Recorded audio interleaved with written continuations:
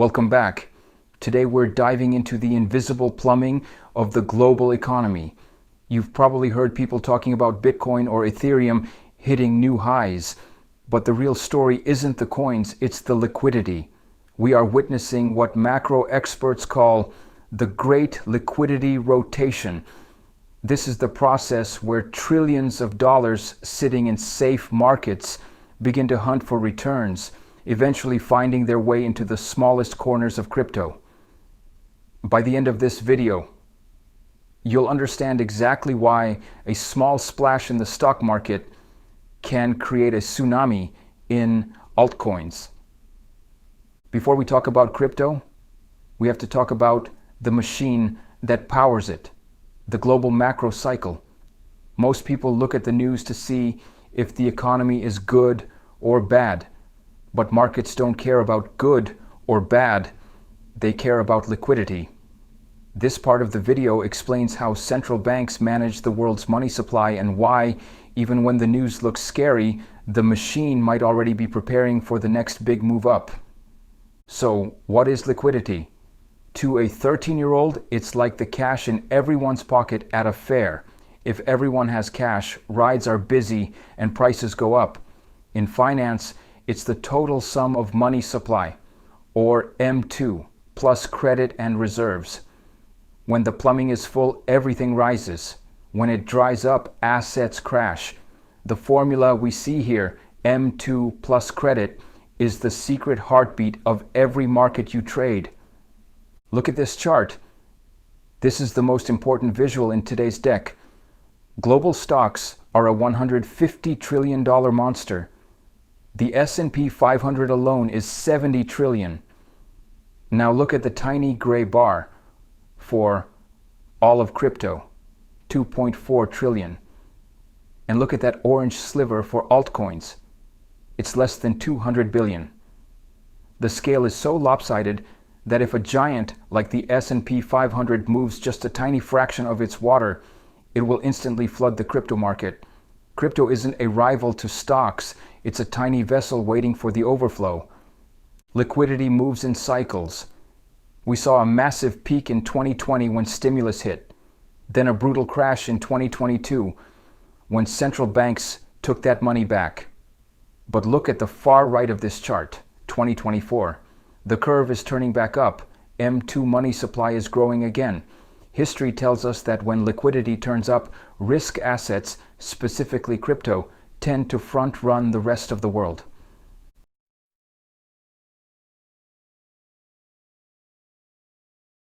Investors aren't crazy. They're calculated. They move down what we call the risk curve. They start with the safest things like government bonds. Once those are full and returns are low, they move to big tech stocks. Once those feel expensive, they move to Bitcoin. This institutional migration is a slow motion wave that eventually crashes into the smallest high growth assets. There are three phases to this. First, money sits in fiat and bonds while everyone is scared. Second, Bitcoin leads the way because it's seen as the most pristine asset in the digital space. Finally, we reach alt season. This is when the profit from Bitcoin flows into smaller projects. It's the final and most explosive phase of the rotation. Let's do the math. If just 1% of the capital in the S&P 500 decides to rotate into altcoins, that's $700 billion.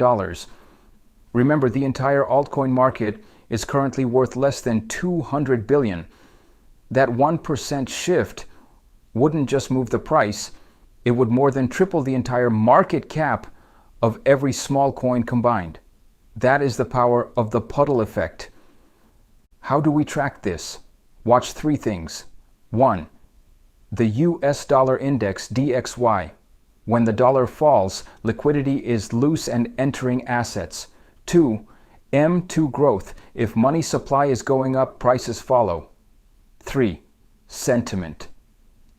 When everyone on social media is crying about altcoins being dead, that is usually when the rotation is about to begin. These are your early warning systems. Raoul Pal calls the final phase the banana zone. Why? Because the chart goes vertical, like the shape of a banana.